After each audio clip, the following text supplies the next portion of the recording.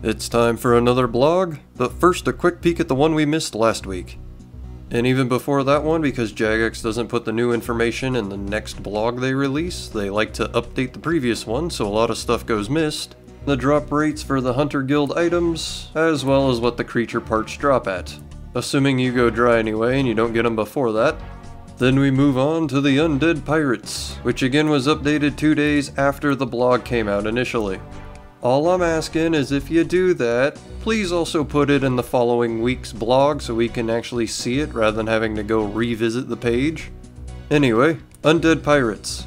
Yay. Trying to revamp the wilderness and make it PKing hotspots is basically all they're saying here. The pirates are where we're going to get the new adamant seeds and the teleport anchoring scroll. And it wasn't stated in the post, but the teleport anchoring scroll was a 1 out of 20,000 chance, including whenever you would use the keys on the pirate ship. That was adjusted in the update that came a little bit later, so now it's about a 1 in 5,000 chance rather than 1 in 20,000 chance. Varlamore then gets more changes. They just implemented all of the promised changes they were going to make to the modifiers. Doom Scorpion removed, new modifier added. Bunch of tweaks and fixes to all of the other ones that they had in there as well. The thing I want to focus on is the new loot rates. Now instead of only being able to get items from wave 6 onwards, it's now wave 3 onwards. The rates are adjusted to out of 16 to accommodate. Sunfire armor pieces take up most, echo crystals are about medium, and the toenails are a rarity, which are only obtainable from wave 7 and on. Other than drop rate changes, the toenails also had their special attack defense reduction no longer capped at 50, it can now go past. And the echo boots got updated to be able to add more charges, store up to 60,000 charges, ability to toggle the recoil effect, and instead of destroying the boots when you reach 0 charges, it just disables the recoil. They also gave us another drop rate they forgot about it. Mature Tiku salamanders are a 1 out of 1,000 chance whenever you're salamander hunting. And a bunch of minor changes with some accidental things snuck in as well. The Rune Shop and Camtorum has their prices to match the other ones. Pickaxe stall was updated to be able to tell from the crafting stall. Blue Moon Spear animations look a little bit better. A pop-up will show up to tell you how to charge pretzel whistles whenever you get a blueprint. Not actually in the update. Hunter and meat pouches are able to be directly emptied into the bank. The Serpent Shaman in the Colosseum had animations updated for the spells. Not actually included in the week. Clipping issue fixed on the bridge in Civitazilla Fortis. Puro can actually show up within Varlamore. Nagawa enemies have been classified as spectral creatures now. Bees are more visible in the Colosseum. Sunfire antelopes had their area changed.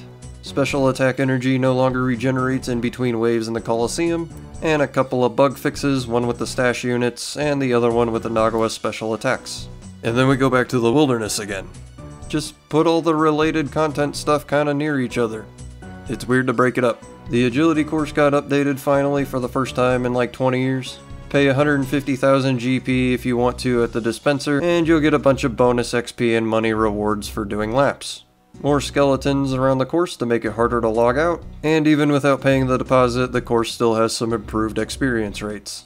So the XP's been increased with wilderness agility tickets, kinda like the Brimhaven Arena. So this part is free, you just pay to get the loot. Like the agility arena, if you stack up a bunch of them, you can result in a bunch of XP.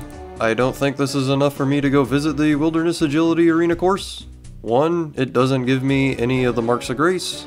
And 2, I can get the similar gameplay from the agility arena without having to go to the wilderness. So why would I do that? Other wilderness changes. Spawn timers for most NPCs has been reduced to 9 seconds. Increase to the amount of NPCs at the bandits, dark warriors, rogues, Anku, hellhound, ice giants, and jellies. Improve the aggro range for Anku, lesser demons, ice giants, and hill giants. You can now place a dwarven multi-cannon inside of the pirates' hideout in the deep wilderness. Bandits and high-level rogues have had their drops improved. 10% increase to superior slayer monsters on wilderness tasks.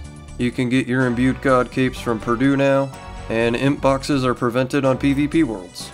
And dying with an imbued item will actually give you the points or imbue scroll back to re-imbue another one. That's actually really nice, thank you. They fixed the unintended PJ timer interactions. This is a long, complicated way to say that you could abuse it in order to guarantee yourself a free logout. And from 2 years ago, they finally have removed PJ timers entirely from Worlds 318 and 319. Single way zone players can no longer help out multi-combat zone players by just running in. They have to at least be in there for a little bit. Helps to prevent people from using ults during 1v1 fights. Raw food will no longer appear to other players when you drop it in the wilderness. And in the same vein of not trying to get more supplies while you fight, any manually dropped food or potions are going to despawn faster. So instead of picking up food and cooking it during a fight, or dropping an entire pile of supplies, running back and using them, you can't do that anymore. Then for some reason we get the announcement of more plushie lines before we move into the other actual game changes. Razorback Kebbits had their footprints updated. Pitfall and Deadfall Hunter creatures should not be as dumb when going for your traps. They hotfixed the wall beasts that were poking out of the Lumbridge caves. And the Blood Ragers set is actually updated to tell you in the Strength Skill Guide what the defense level for it is. Seems the only thing we missed last week that was pertinent to me is the changes to the Varlamore drops. And at some point I'll go for the Teleport Anchoring Scroll.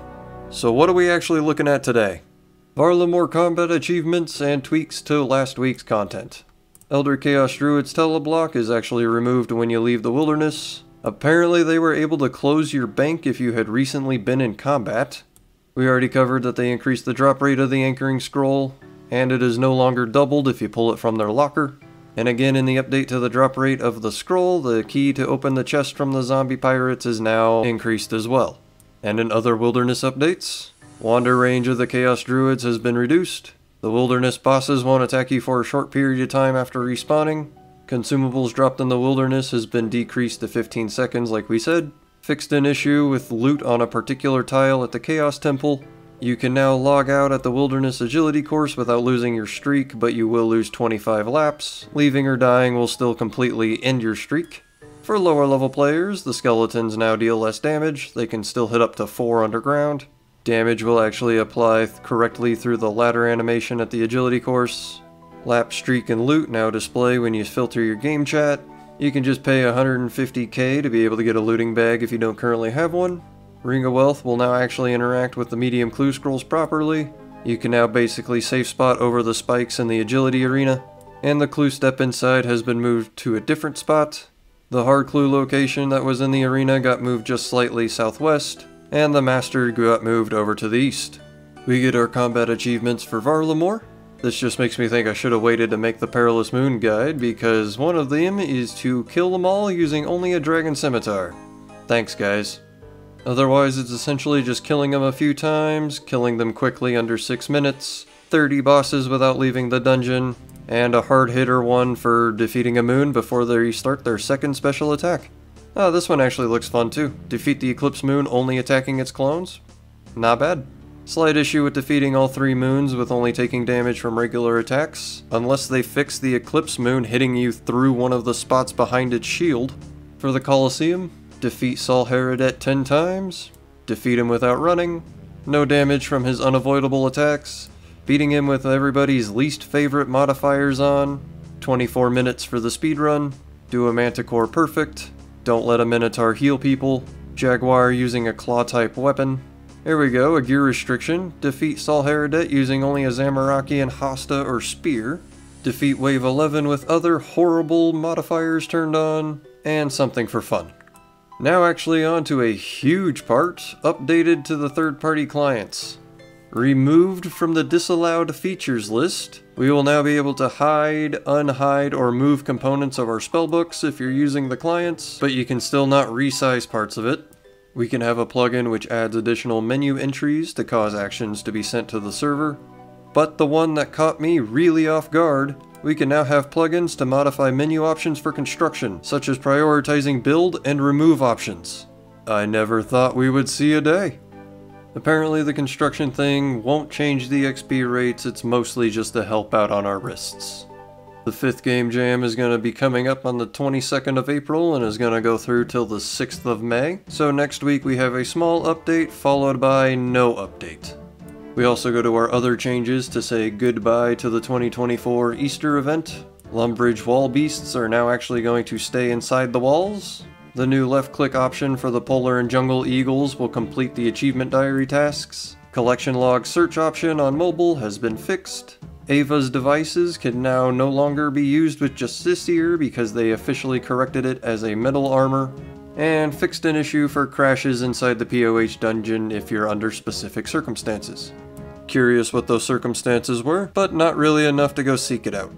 We move on to them telling us that coming soon we get an update to the report abuse interface. It looks a little bit different, but essentially the same thing, it's just going to be in the chat box. And we will be able to report people if you have defeated them in PKing if you think they're doing suspicious activity. The official Discord server had an event over the weekend, and we end off with our usual PvP world rotations. Feel free to give them a look over if you're interested. Pause the video. Comment highlight goes to Hodor over on the Hunter Rumor video. Got unlucky with setting up the rumors, but deals with it anyway. Deadfall traps aren't bad, Razorback Kebits are the worst because tracking isn't fun. Hunter rumors weren't the worst thing before I streamlined it myself, but now they're even better. And I still enjoy the cycle of doing the pitfall hunting traps, that's why I keep my sunlight antelopes as one of my hunter options. But that wraps it up for me today. If you made it to the end of the video, I want to give you a thank you. Help me out with a like or a comment, maybe subscribe if you're not. If you want to buy me a lunch sometime, feel free to go above and beyond and become one of the channel members. And as always, have a good day, you guys.